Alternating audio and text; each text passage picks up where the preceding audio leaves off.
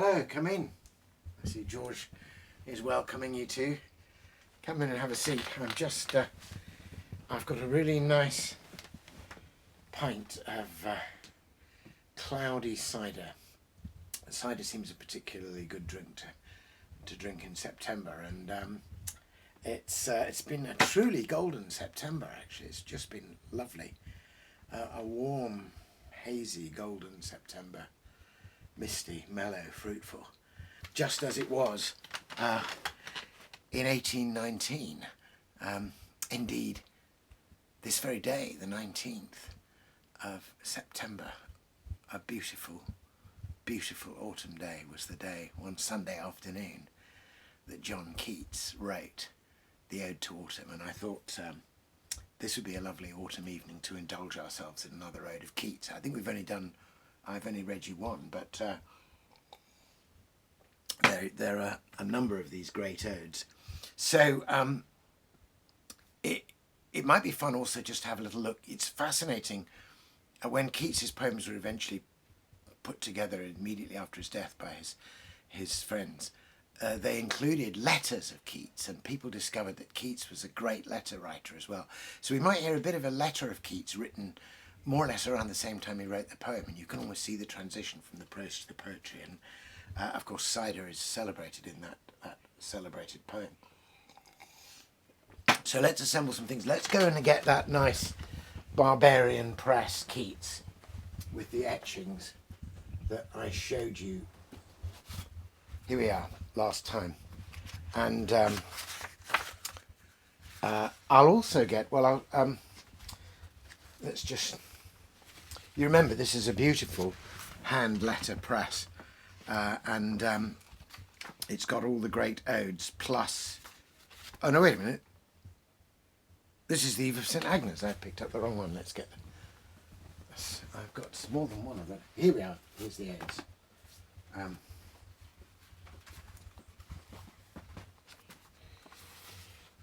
Right.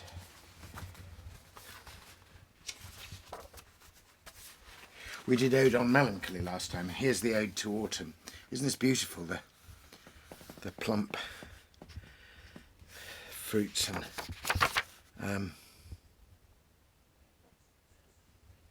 in fact, here they actually quote the letter as well. So let me begin by reading you a little bit of the Keats letter, and then you'll see how it comes. So Keats wrote, "How beautiful the season is now, how fine the air, a temperate sharpness about it, really without joking, chaste weather, Diane skies. I never liked stubble fields so much as now. Aye, better than the chilly green of the spring. Somehow a stubble field looks warm in the same way that some pictures look warm.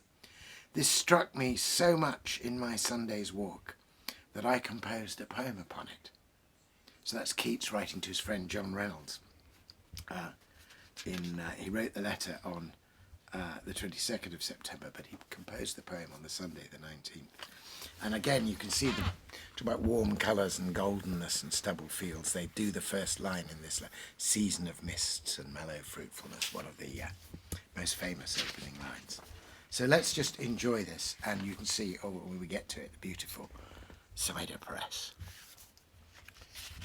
You actually can't beat reading the Ode to Autumn on an autumn evening with a cider in your hand. You know, that's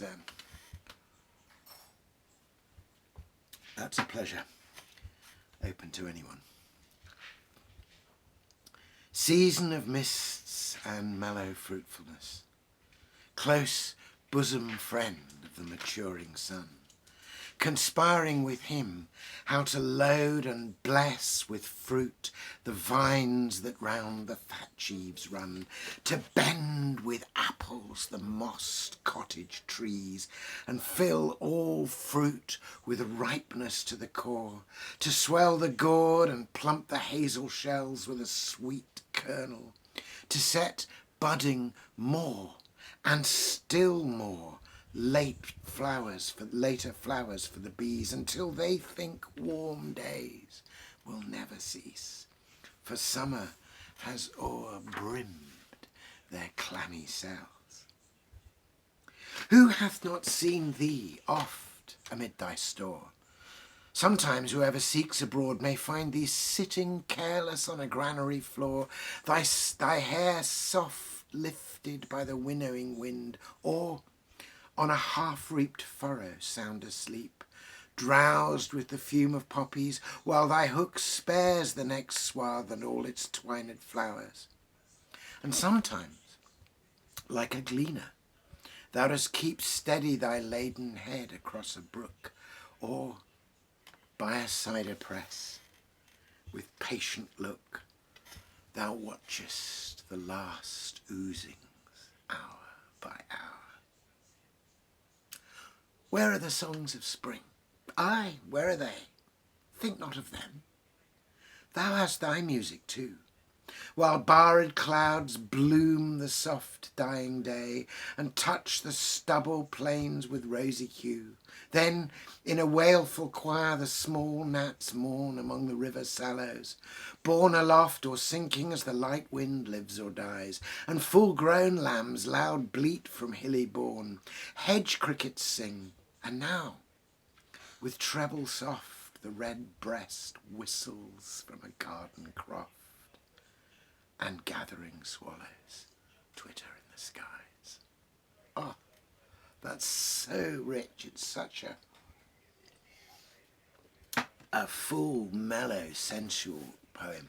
And if you look at it again in any kind of detail, you see the way the language prepares you. Obviously, that first thing about mists and mellow fruitfulness, it's all, that's the very theme it's set out. And then you get the word maturing, but you also get this sense of kind of warmth and golden affection, a kind of close bosom friend of the maturing sun. It's addressed to autumn, so autumn, the season, has become personified, and personified as a kind of goddess, because later we see her on the granary floor with the wind winnowing her soft hair, you know, and it's beautiful, beautiful image. Or we see her watching the last oozings of the cider. So she's become personified. And then look at the language.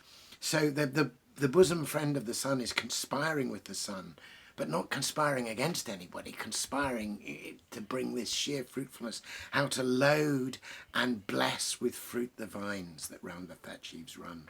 And you get these wonderful strong words: bless with fruit the vines, bend the apples to the mossed cottage trees, wonderful sound, fill all fruit with ripeness to the core, swell the gourd and plump the hazel shells. See all these wonderful verbs like swell and plump, to set budding more and more. And then you get this wonderful image of the bees thinking summer will never, and summer has o'er-brimmed their clammy cells. This brimming and o'er-brimming, let's say overbringing. It's a sense of a fruitfulness that's so fruitful it kind of overspills. And then comes the beautiful vision of autumn herself. Sitting careless on a granary floor, thy hair soft lifted by the winnowing wind. And then the half-reaped furrow, drowsed with the fume of poppies. And then there's this really, the half-reaped furrow is very beautiful because it's about leaving things for others. And suddenly the image of the gleaner comes. The gleaner, that sometimes like a gleaner thou dost keep steady thy laden head across a brook. Somebody's fording a brook, perhaps to get along to the field, the edge of the farm. In fact, although it was an absolutely golden autumn, and thank God, in 1819, there had been bad harvests before, and there was quite a lot of agrarian poverty. And Keats was friends with Leigh Hunt, who had a fairly radical journal called The Examiner that Keats contributed to. And he was very much involved in trying to kind of bring attention to the plight of the rural poor, and people who did literally cross the brook steadily and glean and hope to find a half-reaped furrow. So there's a gentle noticing underneath, in spite of it being mainly a celebration of fullness, there's a gesture in the direction of those who need. And Keats certainly wanted the fullness of a harvest to be shared much more widely. But I love that image of the cider press with patient, by the cider press with patient look. Thou watchest the last oozings hour by hour. I have actually made cider one time. I used to do it. And you have to crush all the fruit. And then I didn't have a proper full cider press, but I had a little one. And then you have it in a bag, and drips out, and the best stuff is the last stuff, as always, and you literally do watch the dripping, waiting for it to come through. And then there's this final contrast with spring. Where are the songs of spring? Where are they? Think not of them, thou hast thy music too. And I don't know if you noticed, but we had a great deal of sensual imagery to do with touch and to do with sight. And now in this final verse, he does sound. It's wonderful. The songs and the choir of the gnats and the lambs bleating. And then listen to the sound of this. With treble soft, the red breast whistles from a garden croft. There is sound of the robin. And then, of course, the gathering swallows twittering. So I had this book, which was a present from my friend David Jennings. And then I got in the post sometime later another present. And I had it framed. And it's over here. If you have a look over here. Funnily enough, after all that music, it happens to be behind musical instruments, and it's from a musician friend, a musician and record producer called Roy Salmond, and this is the same poem, and indeed it's done by Andy English, the same guy at Barbarian Press, and you recognise the cider press there, but there's the whole poem, just done out as a single thing. I thought it was a beautiful thing to have up. And he's done a wonderful ornamental A for the autumn, again in that beautiful colouring. So this is a rather nice compliment to that.